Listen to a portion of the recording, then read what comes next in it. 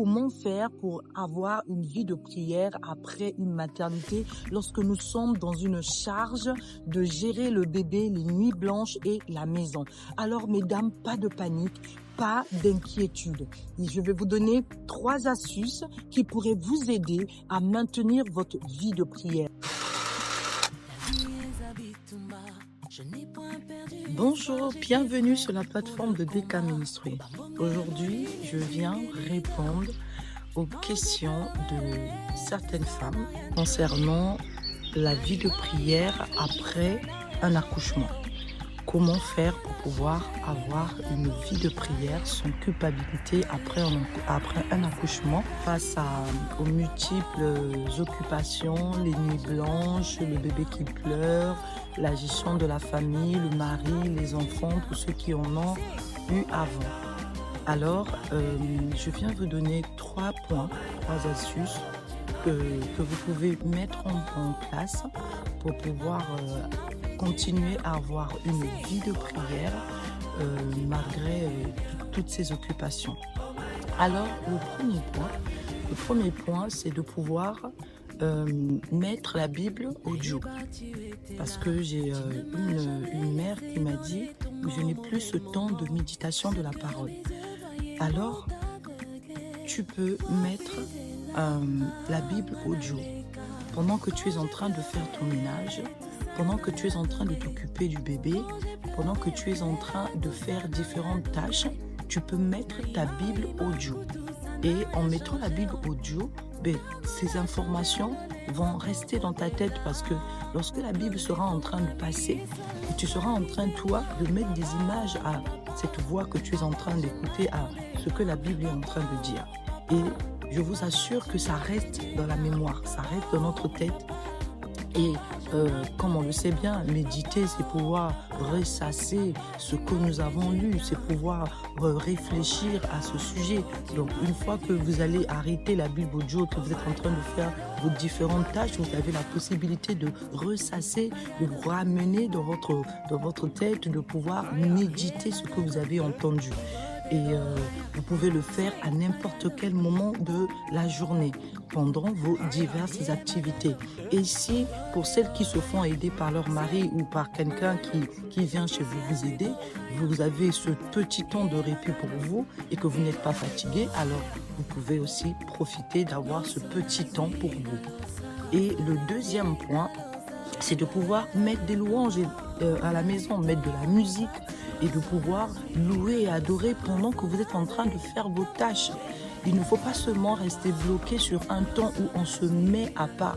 Parce que je pense que la chambre de notre cœur, comme dit la Bible, la chambre dans laquelle nous devons rentrer pour pouvoir nous retirer, quand on dit lorsque tu pries, entre dans ta chambre.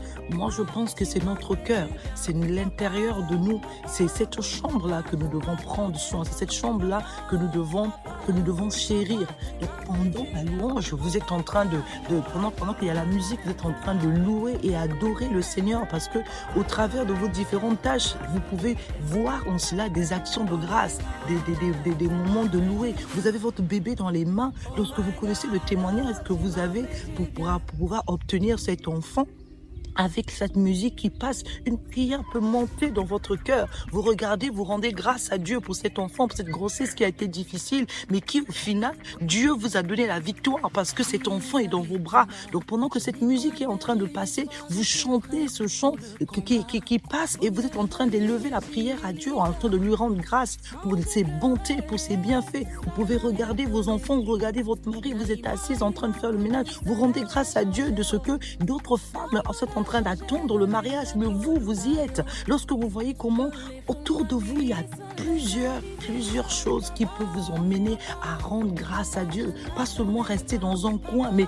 le dire, le déclarer. Seigneur, je te bénis. Seigneur, je te dis merci de ce que tu m'as donné cet enfant. Je prie sur la vie de cet enfant. Et vous pensez à d'autres enfants. Ça peut ramener à votre souvenir des femmes qui ont pu passer par ces grossesses difficiles. Ça peut vous emmener à vous souvenir d'une femme que vous avez vue à l'hôpital, prête à accoucher comme vous, mais qui peut-être n'a pas pu avoir son enfant, mais vous, Dieu vous a fait la grâce d'avoir cet enfant. Vous pouvez lever des prières d'intercession comme ça, ou de vous souvenir d'une femme que que vous avez encore laissé à l'hôpital parce que vous avez accouché avant elle et dire Seigneur, souviens-toi d'elle, souviens-toi d'elle. Mais c'est pendant que vous avez votre bébé dans les mains, pendant que vous êtes en train de vous occuper de cet enfant, que l'action de grâce est là, que la prière d'intercession vient et monte. On n'a pas forcément besoin d'être dans un coin seul comme on le faisait avant.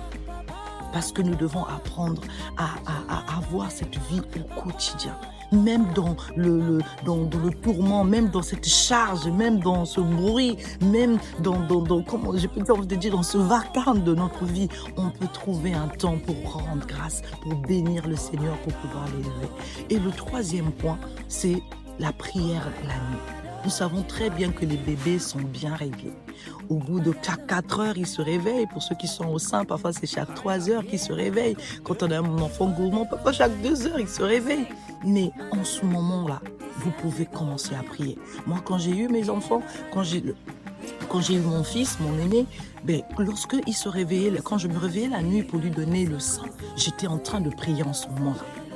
Et la prière, ce temps-là était pour moi un temps d'intercession.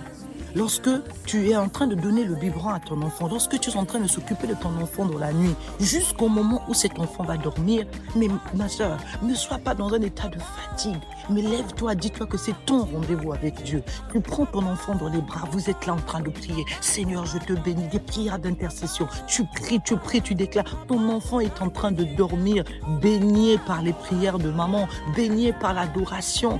Tu chantes des chants d'adoration pour pouvoir le bercer. Tu es là en train d'adorer, tu élèves un chant, tu bénis, tu pries. Moi, ça a bercé mon bébé. Ça le berçait. Tout de suite, il s'endormait. Et je savais que même si je n'avais pas mis de réveil, mon fils, c'était mon réveil. J'avais rendez-vous avec le Seigneur. Parce que lorsqu'il se réveille, je me disais, hop, c'est le temps, c'est l'heure de la prière. Je le prends, je m'occupe de lui et je prie, je loue. Et quand le bébé dort, je le pose, je continue un petit moment. Et après, je vais dormir. Donc, mes sœurs, si ces astuces vous aident, je bénis le Seigneur. Vous avez la possibilité de faire ces 3 choses. La Bible audio, mettre des louanges pendant que vous êtes en train d'effectuer vos tâches. Et pendant ces tâches, vous pouvez être en train de penser. Le Saint-Esprit peut faire monter dans votre cœur des visages, des noms, et lever la voix pour ces personnes-là. Et le soir, le bébé se réveille à 4 heures du matin, le bébé se réveille à 3 heures, 2 heures. C'est ton temps de rendez-vous avec le Seigneur. Tu te lèves, tu pries, tu intercèdes, tu élèves ton Dieu. Et au moment de le faire coucher, tu dors. Ça fait que tu auras fait les 2 choses. N'est-ce pas qu'on nous dit que nous sommes des femmes, les femmes sont multitâches, on a la possibilité de faire plusieurs choses à la fois. Et bien c'est en ce moment-là, pendant que tu es en train de travailler, profite aussi de prier. Et tu verras que ta foi ne prendra pas un coup. Parce que ton esprit sera toujours prié. Ton esprit sera toujours en train d'élever le Seigneur. J'espère que ces astuces vont vous aider. Merci de m'avoir écouté. Et si vous avez d'autres questions sur d'autres thématiques, n'hésitez pas à nous écrire et n'hésitez pas à poser des questions. Et nous avons essayé de répondre avec l'aide du Seigneur. Soyez bénis, je vous souhaite une excellente journée et bienvenue sur la plateforme de DK Ministry. Au revoir.